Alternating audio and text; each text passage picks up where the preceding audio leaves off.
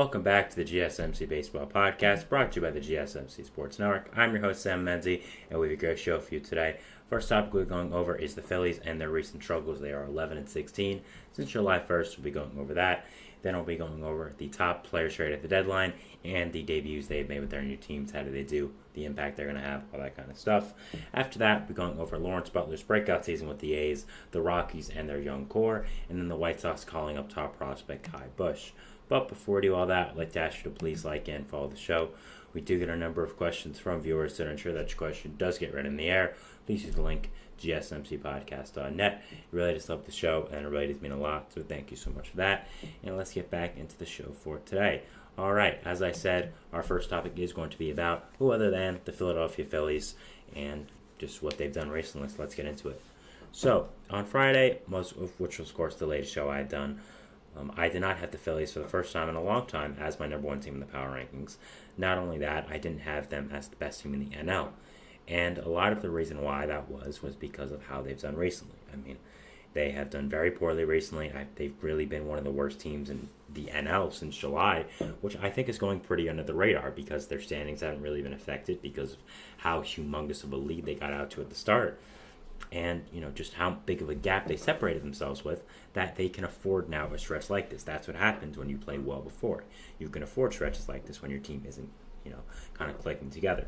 But, as I said in the starter, since July 1st, they are 11-16, which is really poor. And I just wanted to kind of analyze their performance, go over it, and just go over, is there hope in sight, and overall what I think this Phillies team is. So, getting into it, checking out their schedule from July, I mean, it's really not anything crazy as well. It's not like they've been just playing, amazing teams after amazing teams. It's kind of been some bad series losses. First of all, you played the Cubs start off July in Chicago. You won 2 out of 3 there, so that's a nice job. Then you played the Braves in Atlanta. You lost 2 out of 3. I understand it's in Atlanta, but with the way the Braves have played this year, I kind of think that you should at least win that series, not sweep, but maybe win 2 out of 3 there. So I think that was a little bit of a loss. You did end up sweeping the Dodgers, which was great, but then after that, it kind of went downhill. You then lost 2 out of 3 to Oakland in Philly, which again, that's just unexcusable for where you are as a team right now. But let's just let's just chalk it up and say, a good team had a bad series. Let's do that. Then you go to Pittsburgh, you lose 2 out of 3. I understand they have a great pitching staff, but again, with how young of a team that is, with how well you've done this year, that shouldn't really be a series you're losing. And again, as much as people are going to say, they can afford some good series like this, the NL East is still filled with amazing teams. I mean, the Mets are going to be on your tail, the Braves are going to be on your tail, so you have to take advantage of you have to take advantage of playing these bad teams and subsequently beating them, because that's what good teams do. You can't just play bad teams and lose. You have to beat them. Then after that, you went to Minnesota, lost 2 out of 3. Bad series there. Then at home, you played Cleveland, where you lost 2 out of 3. Again, bad, not good. And then you got swept by the Yankees in your own house in Philly. That's really bad. That was the turning point for me, where I started looking at this team a little bit differently and saying, are they as good as I think? I mean, how would they do that? I understand that, the Yankees were a little bit, their offense had a little bit of a jolt with Jazz Chisholm coming in, but that shouldn't be the sole reason why you get swept in Philadelphia by the Yankees, who had really been struggling up to that point. I understand, again, they had a big amount of momentum coming in with the Chisholm trade, but still, I don't think that should have been something where you just fully lost that series, got swept. And then you went to Seattle, and then you also lost there 2 out of 3. You did win the last game of that series, salvaged it, and avoid the sweep, but still, losing 2 out of 3 to a pretty mediocre Seattle team is not the greatest thing. So, the Phillies have been struggling a little bit since the start of July, and I think it's really been something that's gone under the radar because, to their credit, they did so well to start the year that they can afford this kind of stretch, have a stretch like this where they're 5 games under 500 and not do as well. So I'll give them credit on that part, but they do have to start stepping up a little bit, and I did want to go over some of the reasons why I think that they have not been as great as they were once in the season, and just, going over overall. So first off, we have to just look at baseball as a sport. Baseball as a sport is very up and down. A lot of times you'll see pitchers with amazing ERAs in the first half, and then ERAs in the second half that make your eyes jump out of your head. Like, how did that guy go from a 2 ERA to a 6 ERA? Baseball is a game where there's so much luck involved that things like this happen. I mean, I'm going to go for an example of Tyler Anderson. Tyler Anderson was one of the worst pitchers in baseball all year. Last year. This year was the Angels' lone All-Star and is around eighth in the AL in ERA. So I'm not sure if I'm getting that exact right, but he's high up in the AL for ERA. And the thing is, nobody still wanted to trade for him at the deadline, even though he was having such a great season, and he was under control for next year. Why? Because they knew he was getting lucky, and they knew that his ERA is going to really get higher in the second half. I mean, he just had a start versus the Mets, where he got pretty much killed. So this baseball is a game of highs and lows, and I think that I don't think the Phillies were getting lucky per se in the first half, but I think that they were doing a lot better than we expected, and that at some point it was just going to come down and they were going to come back to reality. I think the Phillies are an amazing team. I just don't think they're as amazing as they were doing in the first half. So I think some of it just has to do with the trials and tribulations of baseball, which is okay. And then after that, I think some of it has to do with the entirety of the pitching staff. Christopher Sanchez and Ranger Suarez were pitching like Cy Young candidates at the start of the year. And while they haven't completely imploded, Suarez has had a couple of rough starts, mainly against the Marlins and the Tigers, two teams where he shouldn't really be having rough starts against them. And Christopher Sanchez has come back down to earth a little bit as well. Now again, Suarez still has an ERA sub 2.3. Sanchez still has an ERA considerably below 4. But they just haven't done as great as they have before, and they haven't been as big of factors as they have. Still fantastic pitchers. It's just they obviously were never going to continue like they were at the start. Also, the bullpen. Jose Alvarado's been a little shaky in the closer role. You did bring in Carlos Estevez in one of the better trades at the deadline, but Estevez just blew a game in Seattle as well. Might not have been his fault, as JT Realmuto should probably frame that last pitch. But still, he did blow it, and I do think it's going to be a really good move overall, but it is something you have to watch for the rest of the year. The hitting as well. We always talk about how fantastic this hitting core is, how great it has been, but there are some things you have to look at with it. First of all, Bryson Stott and Nick Castellanos. These guys, simply put, have not had good seasons. Bryson Stott really has not built off the solid season he had last year. Nick Castellanos has now been a non-factor in this Phillies lineup for basically the entirety of the signing that he's come there to Philly. So overall, both these guys have to step it up and provide a lot more length to this Phillies lineup. And it's not exactly like they got some huge bopper in the middle. You know, we were expecting to maybe get a Jazz Chisholm, get a Brent Rooker. Instead, they get Austin Hayes, who's more of a platoon bat. So it's not exactly like you got some big bats to be able to combat the kind of deficiencies you have at the back end of your lineup. And yes, every team has these kind of things where not all 1 through 9 players are going to be great hitters. That's true. But while you're getting later into the season, you're facing a lot better teams. You're going to be going into the playoffs. Your lineup has to be better. So I think those two guys really have to step it up. Brandon Marsh has not been good for a little while now. I mean, he's been a below-average hitter for a month or so. I think that's also something you have to step up. And then JT Realmuto, he's been hurt for a majority of the season as well. And you had Rafael Marchand and Garrett Stubbs as some of your main catchers. So those guys are not really MLB players. So the fact that you had them taking significant at-bats as you did is also a tough. So I think a lot of it comes down to the pitching staff not continuing the amazing start that they had, which was never going to happen. And then the back end of that lineup kind of being a little bit rough. I mean, they still had incredible talents up there. I mean, you have Realmuto when he's healthy. You have, of course, Schwarber. You have Harper. You have Trey Turner. You have Alec Bohm, who's had a fantastic season. You have Brandon Marsh for a majority of the season when he was doing well. But, I think that, again, second base has become an issue. I think 2 spots in the outfield now with how they performed have become a little bit an issue as well. Realmuto being hurt, who says he won't get hurt again, who says Trey Turner won't get hurt again. So these are things you have to worry about right now if you're a Phillies fan, and things you have to take into consideration as the rest of the season does go on. Now, I mean, I still think that the Phillies are probably the best team in baseball. It's just these trials and tribulations are going to happen within the season, are going to continue to grow on, and it just makes a lot of sense they were going to start regressing in this way for a little bit while now. Again, they weren't just going to continue the wrath they had at the start of the year with how well they were doing. At some point, it wasn't going to come crashing down per se, but it was going to, they were going to come back down to earth a little bit. So I think that has happened now. I mean, they're only still 5 games under 500 in this disastrous stretch that I'm making it out to be. They're still a fantastic, fantastic team. A team I'm very excited to watch for the future. And I think that, again, is probably the biggest World Series favorite the entire year because of just how well that pitching staff is. Now, the NL East still, I think, is going to be a bloodbath. I mean, you're only 5 games above the Braves right now, only 7 or 8 above the Mets, and it wouldn't be crazy if one of those teams took the NL East away from you. I mean, this Braves team has won the NL East like a million years in a row, so it wouldn't be surprising if they just reclaim their territory. Do I think they will? No. Personally, I think in the end it's going to be Phillies, Mets, and then Braves. But, I wouldn't be surprised if the Mets or Braves get close to overtaking the Phillies just because of, potential injuries in the future and, if the pitching staff is still not going to do as great. So I think overall this Phillies team is going to be one of the most interesting teams to watch down the stretch. Going to be really very exciting to see what does happen with this team, what does happen with this NL East, this division overall.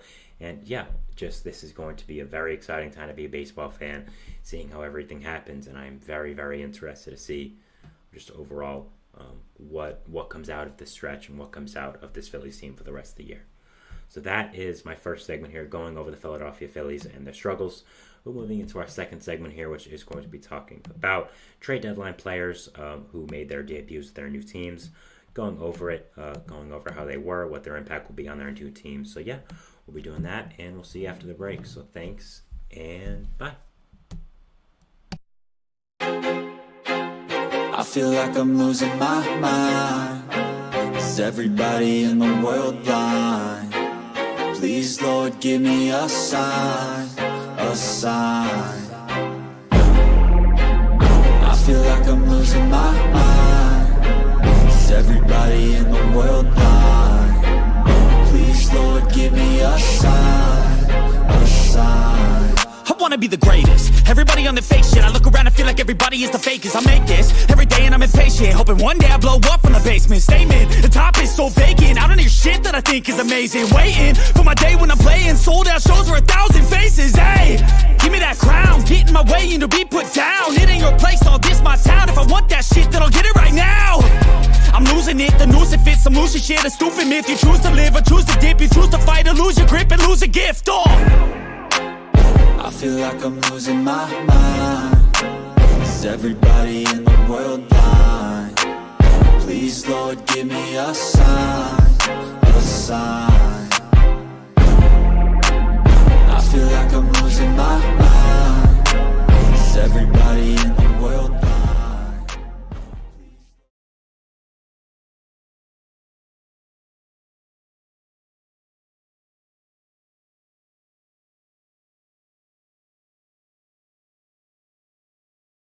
And we're back here on the GSMC Baseball Podcast, bringing you our second segment, which is going to be talking about players traded at the trade deadline and their debuts, their team, how they're doing, what their impact will be, all that good stuff. But before we do that, I'd like to ask you again to please like and follow the show. We do get a number of questions from viewers, so to ensure that your question does get read in the air, please use the link GSMCpodcast.net. You really does help the show, and it really does mean a lot. So thank you so much for that. And let's get back into the show for today. All right, so our second segment is, of course, going to be talking about, as I said, players who were traded at the trade deadline, going over their debuts with their new teams, how they did, what their impact will be going over in the future. So let's get into that. So first off, I wanted to start with maybe the biggest player traded at the trade deadline, which was Jack Flaherty of the Detroit Tigers getting traded to the Los Angeles Dodgers. One of the biggest buzzer beater trades that we've seen in a little while, but I predicted for a long time that Flaherty was going to be traded to the Dodgers. It just made all the sense in the world to me. Going back to LA, being from LA as an LA kid, them needing a frontline starting pitcher. So, made all the sense in the world to me. So, going over his debut, which he did make a few days ago versus Oakland, he went 6 innings pitched, giving up 5 hits, only giving up no earned runs, only 1 walk, and 7 strikeouts as well. Really, really nice start there by Flaherty for the Dodgers team. I think is going to become a very dependable starting pitcher for this Dodgers team down the line, and I think it's really been what they've needed all year. With all the pitching injuries they've had to Clayton Kershaw, to Yamamoto, to Glasnow even, to Buehler, to May, to Miller, I think that overall getting a starting pitcher like this, Jack Flaherty, who's been healthy all year, who does have some injury concerns himself, yes, but getting a frontline starting pitcher like this, who also was most likely going to be a big-time part of your core going in the future because he is from Los Angeles and grew up a Dodgers fan, is a really, really great fit. And I'm very, very excited to watch him down the stretch with this Dodgers team. And I would not be surprised if he's the reason why the Dodgers finally go far in the playoffs, which they have really been missing. Next, we're talking about maybe the second biggest player trade at the deadline, probably the biggest position player in my opinion, Isaac Paredes of the Tampa Bay Rays. Going over my timeline of the social media these past few days, I now know that Isaac Paredes is probably the most underrated player in baseball. People really do not realize how good this guy has been, how consistently amazing of a hitter he's been since getting Tampa Bay after getting traded from Detroit. And I was really excited for the Cubs to make this move. I thought it was a perfect move, and I'm very excited to be able to see how it does happen. Now, so far, he has played 6 games with Chicago, 25 plate appearances with them, has hit no home runs, no RBIs. Does have 3 hits, 2 of them were doubles, though. Classic pull hitter like Curate is. Has an OPS currently of 417 and OPS plus of 18. But, that's not really what we're looking for. We're looking for overall just, the long-term aspect of this. Not only are you getting it for now, but you're getting him for 3 years after this. So I think he's going to be a fantastic addition to this Cubs team. I think he's been really the big kind of superstar player that this Cubs team have been missing. This big-time bat that you can slot into the middle of your lineup for not just this year, but for the next 2-3 years in the future as well. So overall, I'm very excited to watch what Paredes does in Chicago, and I think it was overall one of the best trades at the deadline. I wasn't a big fan of what the Rays got back. I understand they're big on Christopher Morel, but personally I'm not. But hey, what do I know? So it'll be interesting to watch as we go in. Next, we have another Tampa Bay Ray who was traded because there was like $1 million. That is, of course, Randy Arozarena.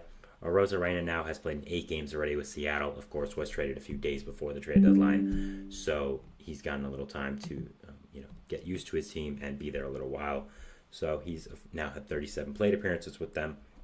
He has 9 runs scored, 9 hits, 3 doubles, a home run, 2 RBIs. Has an OPS already of 889, an OPS plus of 160. Already doing a great job there. Just led the Mariners to a series win against the Phillies in Seattle. So that was a really nice job. Of course, him and the other new addition, Justin Turner, did really well. Justin Turner hit a grand slam for them. So that was really nice there. But yeah, I think overall, as I said before, I think Randy is really going to do a great job with this Mariners offense, kind of getting them back from the dead, putting a big spark in them. And I'm just really, really excited to be able to watch what Randy is going to do with this Mariners team and really how he is going to impact them and just help out this lineup. I think it's a really fantastic bat to add, to the 2, 3, 4, 5 portion of your lineup, and just really, really exciting to be able to see what is going to happen with the Seattle team in the future. Next, we have Jazz Chisholm, who was traded, of course, from the Miami Marlins to the New York Yankees. Chisholm has gotten a lot of publicity since being traded to the Yankees because he was already a star in Miami, of all places, and now going to maybe the biggest sports team in America, in the Yankees, is pretty significant. So Chisholm has done absolutely fantastic with the Yankees, of course. 7 games, 33 plate appearances, 30 at-bats, 9 hits. He's already hit 4 home runs, 8 RBIs, has a batting average of 300, an OPS of 1.064, and an OPS plus of 189. Of course, Chisholm had that 2 home run game versus the Phillies on the way for the Yankees to be able to sweep them. Obviously, I'm sure he's seen the Phillies a lot within his career in the NL East, so knew what he was getting himself into there. And yeah, it's just done an absolutely fantastic job igniting this Yankees offense that seemed dead for a little while and being a great complementary piece to Juan Soto, to Aaron Judge in the Yankees lineup. Also has flawlessly transitioned to third base, which is not something I expected. The Yankees kind of just relied on his athleticism to be able to move him to third base, once it would be clear that Gleyber Torres would not be able to move there. And that's another great thing that Chisholm has now. I mean, he has the ability now to play second, short, third, and center. You could even probably teach him the corners now, considering he's played center. So Chisholm not only has become a great hitter, but he's become a versatile defender as well, which is something that is really going to suit him in his career going into the future. Next, we have Yusei Kikuchi, who was traded from the Toronto Blue Jays to the Houston Astros. Of course, got a lot of publicity for how much the Astros gave up for him, which I will also agree was an insane amount to give up for Yusei. But let's just focus on how Yusei has done performance-wise and not focus on what they gave up.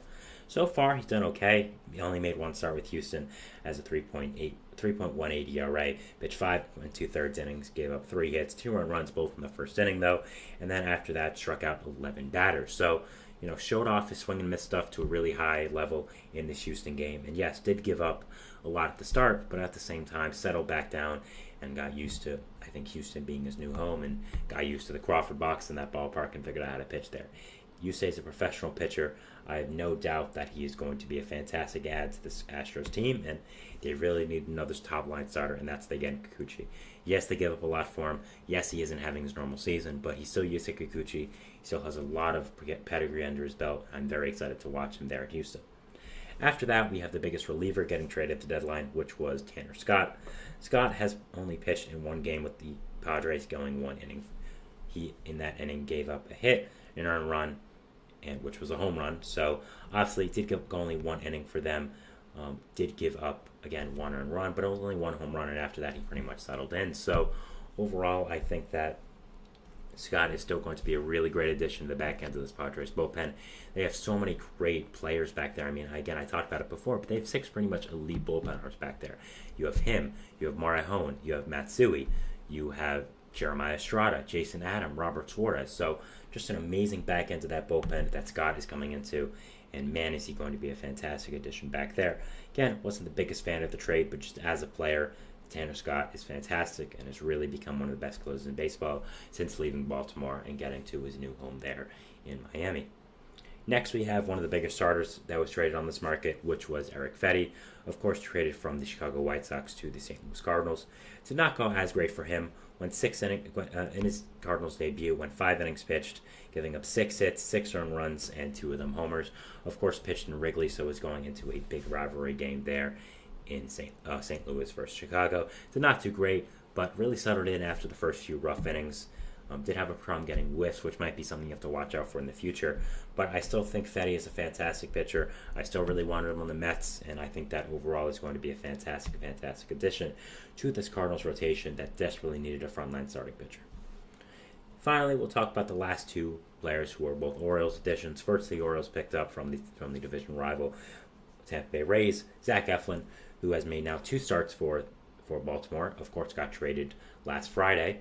So a Friday ago, I should say, and has made 2 starts already. So got there a little while ago. Has pitched 12 innings with them, has gone 2 starts, has an ERA so far of 3.65, which is really solid. Has only given up 2 earned runs and 15 hits, which is a little bit much, but again, still getting settled in. It hasn't given up that many earned runs and has been pretty good there. And again, I think overall is really going to be a nice addition to this Orioles rotation. Eflin is battle tested, has played in the playoffs many times with both the Phillies and the Rays. So being able to add him in with that experience he has is going to be something that is very exciting to watch.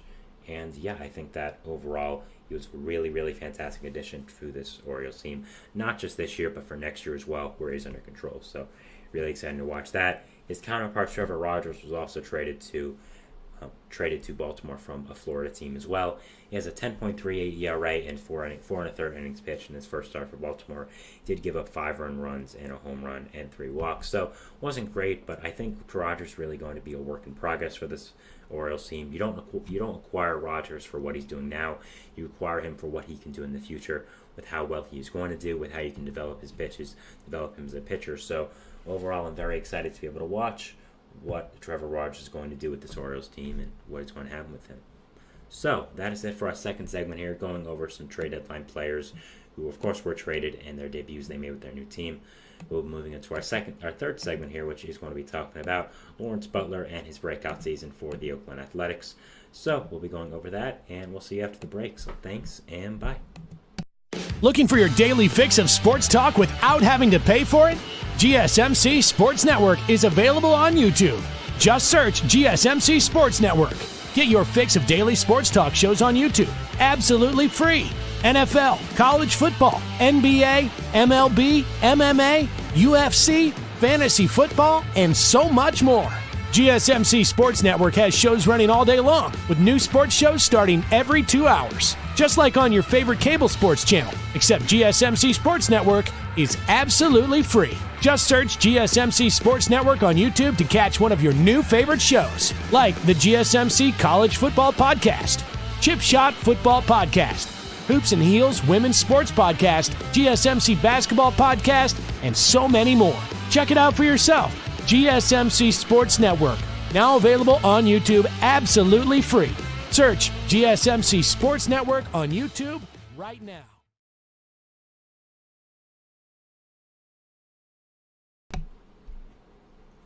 And we're back here on the GSMC Baseball Podcast, bringing you our third segment, which is going to be talking about Lawrence Butler and his breakout season for the Oakland Athletics.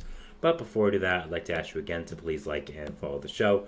We do get our number of questions from viewers, so to ensure that your question does get read on the air, please use the link, gsmcpodcast.net. It really does help the show, and it really does mean a lot, so thank you so much for that. And let's get back into the show for today. All right, as I said, our third segment is going to be here about Lawrence Butler and his breakout season for the Oakland Athletics, so let's get into it. I think Lawrence Butler really has become one of the most underrated players in baseball, probably because he's on Oakland, and to be honest, not many people care about Oakland, as they shouldn't. I mean, they're management has really run that once great franchise into the ground, and it's very unfortunate that they handicap them with money and all that, but that's a different conversation for a different day. But, through all the, horribleness that Oakland organization has, there have been a lot of good players that have come out, and we've heard about, a few of them, like, of course, Brent Rooker, Mason Miller, but one of the players that is really not getting a lot of credit for how well he's done this year on this Oakland team is Lawrence Butler. Butler is a 24-year-old outfielder who, has been developed in this Oakland organization, was a draft pick of them a while ago, was a 6th-round pick back in 2018, really came out of nowhere, and has done really fantastic with this A's team. Became a legit prospect a little while ago for them, and you look at him just as a player, and it makes a lot of sense. This guy is 6'4", 185. He looks huge as well, has a really nice tall frame with that stance as well. So this is a guy that I've had my eyes on for a little bit. Came up last year, wasn't that great with Oakland. Did play in 42 games over there. Didn't do that great, only having a 60 weighted runs created plus. So not really someone that did great last year, but was always someone I kind of subtly had my eye on, thinking, I think this could be someone that really helps out this Oakland team in the future. And he's done that this year. He's had a fantastic season with them, and I do want to go over it. So, first off, this year with Oakland, he has a 121 rated runs created plus, which is absolutely fantastic. Has 236 at-bats to the team as well, so it's not exactly like it's some short sample size. Has 12 home runs as well. So, Butler really showing off that power, showing off that hitting prowess, and I think that he brings a really good skill set with this A's team. Not just that, but I think he can play really good defense once he gets developed in the outfield as well. I don't think this is someone that is really going to be a DH for the rest of his career. Has done pretty solid there. Has 0 DRS throughout his career, so it's not negative, which is really something you want to look for when you have this kind of athlete in the outfield. You're always going to be kind of patient with him. So the fact that he hasn't shown he's completely useless out there in the field is a really good sign, in my opinion, for this A's team and in this A's future. Looking at his batted ball stats as well, his line drive percentage is at 21%, which is really, really good. Ground ball percentage is a little high at 37%, but it is down 4% from last year where it was 41%, so he is getting better at that, and I'm sure that's something the A's coaches will teach him. Their manager is Mark Kotsay, who is a former great player in the big league, so I'm sure he knows how to talk to young hitters, knows how to develop them, knows what the right things to say are, so not exactly like there's no coaches there in Oakland to be able to help these young players. After that, he's hitting the ball opposite field 30%, which is solid, and pulling the ball more from last year, at 30, up 5% from that. Is hitting the ball harder as well, going up from 31.5% last year to 38.2%. So Butler has done a really good job this year breaking out, becoming a really good player for this Oakland team. And I do think that in the end he's going to become a fixture with this Oakland team. Maybe not a superstar, but I think could be just a really good, solid player with this Oakland team, and going with them for the future. They're having a really interesting future now, going to Sacramento, of course, for the next 2 years, then going to Vegas when they, of course, leave Oakland and leave the Oakland moniker behind officially. But I think that, again, Butler is someone that I'm really going to have my eyes on watching for the next few years, because the A's aren't going to be that good. And he's someone that I think has a really high ceiling with his power capabilities. Could be a bat that I think hits 25 to 30 home runs every single year. A bat of a 110 WRC plus or higher every year. So really excited to be able to watch him, and really excited to just be able to see how he does progress with this Oakland team. And I think that overall this requires a broader discussion about this A's team, because when we look at this Oakland team, we kind of think of, doom and gloom with how bad the franchise is. They're moving and all that kind of stuff, and the fan base hates them, and that's all true, that's all fair. But something we're not realizing in that is that the A's have a foundation here. They have some really good players that are coming out of this. I think that J.P. Sears and Ken Waldichuk are very solid starters for this A's team. Mason Miller, of course, is maybe the best closer in all of baseball. And with the hitting core, you now have Nick Kurtz, who I think will be up very soon after getting drafted this year. Lawrence Butler, again, someone that I think is going to become a very big piece of this A's team in the future. So there are pieces here that you can see going into the future, that you can, that you think are going to be a big part of this team. Of course, I also forgot to mention Brent Rooker, who they probably should have traded at this deadline, but since it seems like of course they didn't, so it seems like now they want to make him a big part of their team, which I don't think is horrible. He's become one of the better DHs in all of baseball, so that's something you look out for as well. Joey Estes as well, another young pitcher there who's shown some flashes as well. Luis Medina, who of course was a pickup, a former top prospect. The Yankees, I believe, has also not done horrible. So there are some pieces here in this A's team that I think could be players you look towards as long-term solutions. Of course, they have two really good catchers, which is kind of random, Shea Langoliers and Tyler Soderstrom. Of course, Langoliers is the biggest part of that Matt Olson trade going to Atlanta. So Langoliers has become a really good player within Oakland these past few years. Has 21 home runs this year with them, so really good props to him. I think he can become a future big-time player with this A's team. You also have Tyler Soderstrom, a former top prospect who is a catcher with them. Seems like he'll be shifting more towards first base as the future goes on to be able to have him and Langoliers in the same lineup, so that's something as well. Tyler Nevin, who they picked up from Baltimore, isn't great, but I think could be a good bench piece within the future of this A's team. Seth Brown, I think, is going to be a really good first base corner outfield type. Isn't having the best season this year, but had a really solid season last year, and I think could be someone you build upon as well for this core. You also have Abraham Toro, who you signed after he got released a little while ago. So I think that could be a big part. Jacob Wilson, of course, one of your top prospects who has come up and could be a part. Miguel Andujar surprisingly had a really good season. JJ Bleday has done a fantastic job hitting with this A's team, so props to him. So you also have Esther Ruiz, of course, who steals a million bases every year. So there is a core building within this Oakland team. There are players here that you can look at and say towards the future, they're going to be big parts of our team. They're going to be guys that we think can be, a huge part of what we're trying to build, not only in Oakland, not only in Sacramento, but for Vegas as well. So it's going to be very interesting to see. You, of course, also have Denzel Clark, Darrell Hernandez. I don't think I'm pronouncing that name right. I apologize. Luis Morales, Daniel Susac, Mason Barnett. So there are some players here for this A's team that can potentially be big pieces in what you want to build. So as much as the A's don't have a great franchise right now, as much as it's kind of doom and gloom, there are things here that you look at and say, you know what, he could be here in 5 to 10 years. He could be here in 5 to 10 years. So I think that we need to watch out for this A's team. I don't think they're going to be competitive in the next 2 to 3 years, but not just Lawrence Butler, but a lot of these players as well have a good future ahead of them, and I think that the A's could be building something if they play their cards right, which I don't think will happen, but we could see.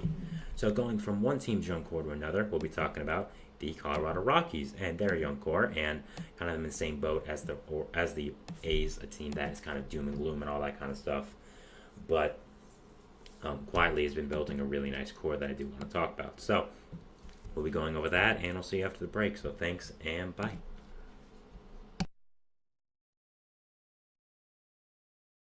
For the best and latest podcasts available anywhere, go to the podcast app on your cell phone and type in GSMC to access free content-rich podcasts on health and wellness, book reviews, sports, entertainment, relationships, social media, movies, technology, finance, and even weird news. Subscribe and download the GSMC Podcast Network's family of shows, available everywhere podcasts are found.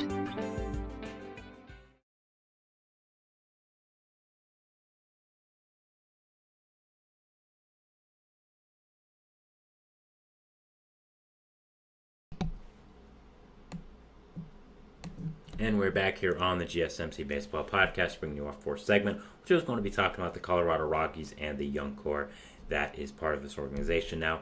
But before that, I'd like to ask you again to please like and follow the show. We do get a number of questions from viewers, so to ensure that your question does get read in the air, please hit the link at gsmcpodcast.net. It really does help the show, and it really does mean a lot, so thank you so much for that. And let's get back into the show for today. All right, so what are we going to be talking about here in our fourth segment? The Colorado Rockies, a team I don't touch upon much because why would I? They're pretty much irrelevant in this day and age with how poorly they've done and how poorly they've been managed. But I wanted to connect it to to a segment we just did, which was about the Oakland A's. And I talked about Lawrence Butler, which is the name of the segment, Lawrence Butler and his breakout season for the A's, which is the majority of it, but also connected it to the A's and the young core that they're building. The A's and the Rockies, I think, are very similar in a way. Teams that I want to make clear that are not good, do not have great organizations, do not have great people running them, but are a team that has notoriously been bad for a little while, and because of that, I don't think people are paying attention to what they're building. When you're that bad for a little while, eventually you're going to have some people that become good, that can become big parts of your team, and are going to become good, young, talented players for you. And I think that's what happened. That's what has happened here with this Rockies team. I think there are a number of good, solid young players that have been built here that I don't think a lot of people are recognizing. So I do want to talk about that and go over players of the Rockies young core and just go over this Rockies team in general. So first off, I want to talk about the man you see on the screen, the man who made me think of this segment and made me want to talk about it. We have Mr. Ezequiel Tovar. Tovar has quickly become the Rockies' hopeful franchise shortstop after coming up as the top prospect in the Rockies organization for a few years. Tovar got a huge extension I shouldn't say huge extension. He got an 8-year extension from this Rockies team, so basically buying out most years of his rookie contract and then 1 or 2 years of buying out free agency. So obviously, if the Rockies are giving him an 8-year contract at an AAV of around $8 million as well, they obviously believe in him. They obviously think that there's something building here, and I would agree with them. Tovar recently had a 19-game hitting streak, I believe. I believe I'm getting the number right. It was something in the high 10s, above 15, I'll say. And because of that, it made me thinking about, he doesn't get a lot of credit for how well he's done and just overall this Rockies core. So I do want to go over Tovar and just a lot of other players as well. Now, Tovar's numbers don't jump off the screen. I mean, 99 weighted runs created plus, not the greatest walk percentage, all that kind of stuff, strikes out a lot. But I think when I look at Tovar, I believe I see Tim Anderson, but a good defender. So that's what I think Tovar is going to be. I think this is a guy that is not going to walk a lot. He's going to hit a lot of singles, not going to hit a lot of home runs. He's going to be a guy that hits maybe 8 to 10 home runs a year, has a walk percentage of around 5, but is always going to have a weighted runs created plus of around 110 to 115, and is also going to play really great defense. I mean, he had 13 defensive run saves last year, has 6 this year, so this is a guy that obviously knows his way around the shortstop position, can stay there for a little while, and is someone that I think can be the Rockies franchise shortstop. So that's one piece of this Rockies young core, and one piece of the equation. Next, we of course have Adel Amador, probably their top prospect. Came up this year for a little while for around 15 games. Really did not do much with them, but still is a player that I'm really watching for the future and I think can be really good. You look at MLB Pipeline right now, he is the 45 ranked prospect in MLB Pipeline. Obviously has done really well in AA this year, but did not do great when getting called up to MLB. Now, did skip AA, so maybe that's part of it, but, still has some really nice grades. 55 hit grade, 45 power grade, 55 fielding grade. So I think him and Tovar are really going to be a big part of this Rockies turnaround. And honestly, I would not be surprised if this is the Rockies' new double play combo for a number of years. After that, you have Jordan Beck, a really nice young left-handed outfielder. Hasn't done great in his time with the Rockies in the MLB, but I think shows a lot of power, can be a guy that is just a very solid corner outfielder for this Rockies team for a little while. So that's another piece that I'm trying to say where the Rockies have the pieces. Also, I want to talk about, of course, Ryan McMahon. A lot of people looked to the Rockies a little bit crazy when they didn't trade Ryan McMahon at the trade deadline. And I actually agree that they should have traded McMahon at the deadline. I mean, you could have gone probably Spencer Jones plus from the Yankees for him with how bad they needed a third baseman. But McMahon is still a fantastic player. He's around 27, 28, is under contract for a long time with this Rockies team, has hit really well, and you now basically have your infield filled out. You have him at third, you have Tovar at short, and Amador at second. And that, I think, will probably be your infield going into the start of next year. You have some young pieces there. You have these young pieces building. You then have, of course, you have Jordan Beck in the outfield. You're going to have Yanquiel Fernandez, another player I want to talk about, a top prospect for the Rockies team, number 64 for MLB Pipeline. Fernandez, of course, was a international signing in 2019 for this Rockies team. 21 years old, left-handed outfielder, 6'2", 198, has hit really well in AA ball this year with Hartford. I think could be a starting corner outfielder for you next year. So that's another piece of this Rockies core that I think is very exciting to be able to watch. Then you, of course, have the big boy, Charlie Condon. Of course, the third overall pick in the draft this year, a guy who a lot of people had as the number 1 prospect overall in this draft, and the Rocks were able to grab him at number 3. A lot of people, including myself, thought that was one of the biggest steals of the entire draft. So that's someone else I'm watching. I think Condon in Coors Field as well, which in fact we have not talked about as well, having all these young power-hitting prospects in Coors Field as well, is something that is fantastic. It's just specifically for Condon, this is a guy that hit 35-plus home runs with Georgia this year in the NCAA. You put him now in this park. You put him now in Coors Field, where he's probably going to be starting next year. I would assume he'll be up rather quickly. this is a guy that I would not be surprised if he hits 40-plus home runs every single year. I love Charlie Condon's swing. I love the way that he plays the game. I love him as a prospect overall, and he is going to be such a huge part of this Rockies team. Not sure if he's a corner outfielder, if he's a first baseman, if he's a DH in the future, but still, he's a fantastic player going into the future, and that's someone I'm just enthralled with if I was a Rockies fan. Zach Veen, a former first round pick from the Rockies as well, a guy who I've been super high on consistently throughout the years, but really has never shown his true prowess throughout the minor leagues. But now being 22, still in Double-A ball, he's hit the ball really, really well, and with that, 50 hit grade, 45 power grade, which is higher at one point, being 6'3", almost 200 pounds. I think the power is finally starting to show, and I think he could be a really big part of this Rockies core going into the future. Looking at the pitching as well, it's really not that bad. Chase Dollander, one of the top pitching prospects in all of baseball. Again, we'll have to see how he performs in Colorado, in Coors Field, how that's a factor, but I think he's going to be a really plus pitcher in this league. Kyle Quantrill, a guy who's really broken out since coming to Colorado this year. We thought he would be traded at the deadline, but he wasn't, so hey, maybe the Rockies extend him, make him a part of this rotation. German Marquez just came back from Tommy John. He's probably the best pitcher in Rockies franchise history already, so you have that as well. You have Brody Brecht, who was taken in the second round, of course, was a projected top 10 pick in the draft before this year. So as much as the Rockies don't get a lot of credit for what they're doing, and they probably shouldn't, they have quietly a young, good core building here that I did want to give some credit on. So if I'm a Rockies fan, I think for the first time in a long, long time, I would be excited about what this core looks like, what this team looks like, and how overall this Rockies future is going to be looking. There's finally a plan in place, I would say, that makes you as a Rockies fan go, you know what, I have some hope here. I think my team could be good in the next 2 to 3 years. This NL West isn't going anywhere, believe me. The Padres can just get more and more inflection of young talent there. Diamondbacks are just going to get better with all the young players they have there. Dodgers are always going to be the Dodgers. Giants might blow it up, but hey, you still have those 3 fantastic teams confirmed above you. So NL West is going to get really, really interesting these next few years, and I think the Rocks could be a part of it. I think in the next 2 to 3 years, they could be a good team, genuinely. And I think if these players continue developing, as I think they will, they could be a team that we're looking at and saying, hey, where did they come from? They're in, the wild card spot. They're looking good. So I'm really happy for Rockies fans. I love that ballpark. I've never been there yet. It's one of the 6 I have not been, so I'm hoping to go there sooner rather than later. And yeah, overall, just really exciting, this Rockies team, and really excited to be a Rockies fan right now. I think finally have something good to watch and something exciting to root for. So that is my 4th segment here, going over the Rockies and their young core. Moving into our 5th segment, which is going to be talking about the White Sox calling up top pitching prospect Kai Busch from their farm system. So we'll be going over that, talking about it, and we're going to our 4th and final break here, though, before that. So we'll see you after that. So thanks, and bye.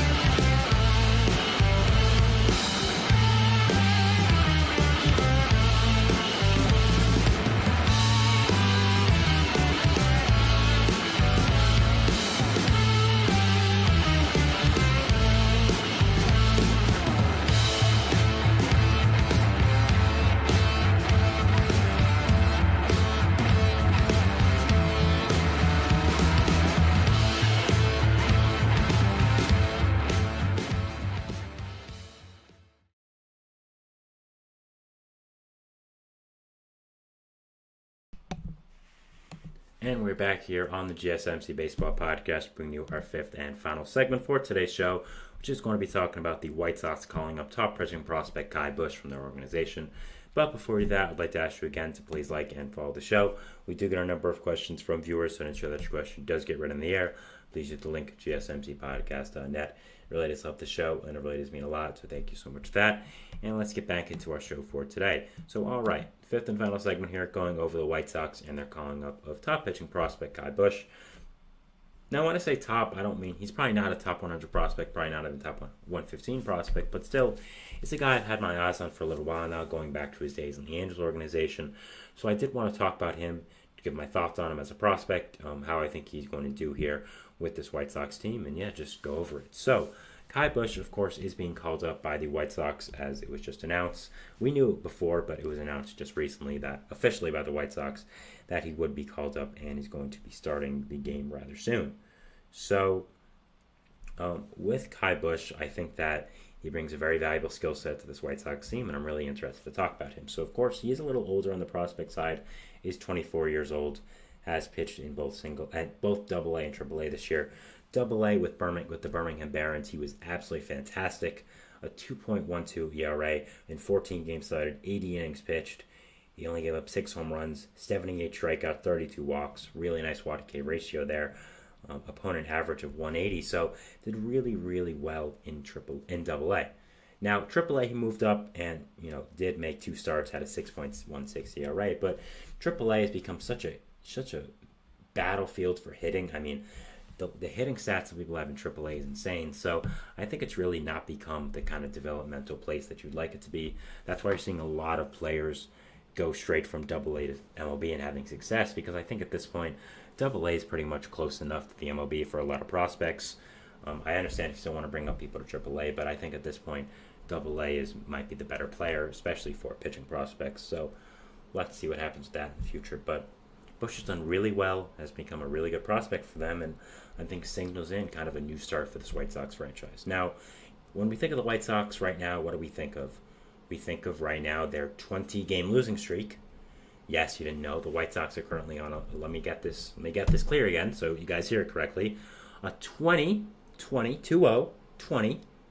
2, 20-game losing streak. So, that's a lot.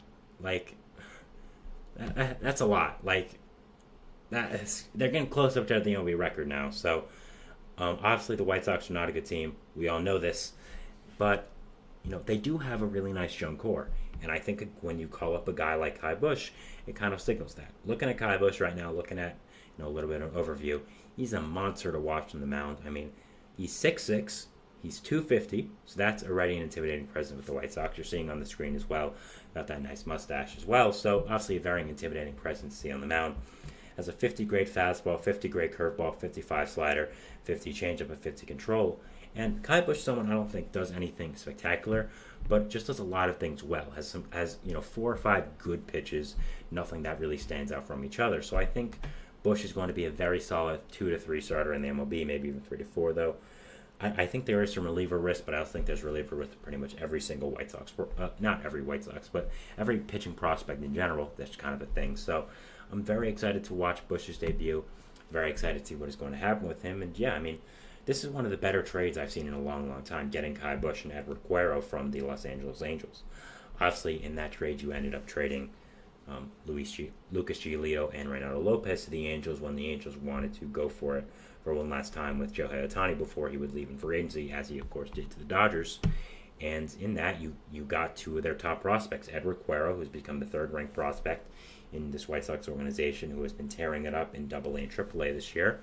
And, of course, Ky Bush, who's become a really solid pitching prospect for them, who is going to be a big part of this White Sox future. So that was a fantastic trade by them, and just another reason why I like this White Sox future so much. Now, again, their current situation right now is bad, very bad. That 20-game losing streak, I think anyone would say that, probably not the best. But they have a lot of good young players coming up. I think like the Rockies, like the A's I've talked about, they have a good young core that people aren't really noticing. And yeah, so looking at it right now, I mean, if we got to talk about these guys, you have Colson Montgomery, who is one of the top prospects in baseball, period. Just a guy that I would say is consensus top 20 overall, is 16 right now with MLB Pipeline, is a guy that I think is going to be the White Sox franchise shortstop by probably the end of this year. I think he will get called up. I mean, his stats at AAA this year, aren't the best, but the way he's done in the past with in the minor leagues has been absolutely fantastic. You also, of course, have Noah Schultz, who's quietly become one of the better starting pitching prospects in all of baseball. Former first-round pick. It's a Chicago kid as well, so that's a really nice storyline. 17 games started this year in the minor leagues. Has a 2.60 ERA, 66 innings pitched. Fantastic job this year. Edward Cuero, again, probably looking to be the White Sox franchise catcher sooner rather than later. Brian Ramos, a really nice young prospect there as well, who's in AAA and will probably be called up soon by the end of this year. Has already been called up as well, is what I'm trying to say, but probably be called up again and be part of this big White Sox future. Samuel Zavala, a big part of that Dylan Cease trade to San Diego, who is a really nice young left-handed hitting prospect, will probably be up by the end of next year. Jacob Gonzalez, a first-round pick from 2023 for you guys. Hasn't hit the greatest, but I think still has a lot of talent in there and still is going to be a big part of this future core. Nick Nastrini from the Lance Lynn trade, really nice pitcher. Jake Eater, who is in the Jake Berger trade. Really what I'm trying to show is the White Sox, even though they've traded a lot of players, they've gotten a lot back. They've gotten a lot of good young players, young prospects back within this organization that are really going to fit in with them. So I'm really excited about this White Sox young core. I think they're really bad right now, yes, but in 2 to 3 years, I don't know if they will be. I think they won't be a playoff team by then, but I think the players will start to come up, these young guys, and they'll start to have sort of a vision. And if Jerry Rosendorf ever spends money, they could be even scarier. I assume Luis Robert and Garrett Crochet will be off the team by then, but let's say they aren't. You then have an ace under 27 on your team. You have Luis Robert, a superstar center fielder who's under control for a number of years. So there is some hope if you're a White Sox fan. There's a lot of good young prospects coming up within this organization, becoming good pieces for you guys, and I'm really, really excited to be able to watch what the White Sox are going to do for the future and what this young core is building. So, that is my show for today, guys. I want to thank you so much for watching. Remember to like, subscribe to the notification bell to know how to get notified when I upload, when all the other great content creators on this channel do. Make sure to follow us on Facebook, Twitter, TikTok, and Instagram for more content and updates. I'm your host, Sam Menzie, and again, thank you so much for watching. We'll see you tomorrow. We'll see what baseball throws at us then. Thanks, guys, and bye. See you tomorrow.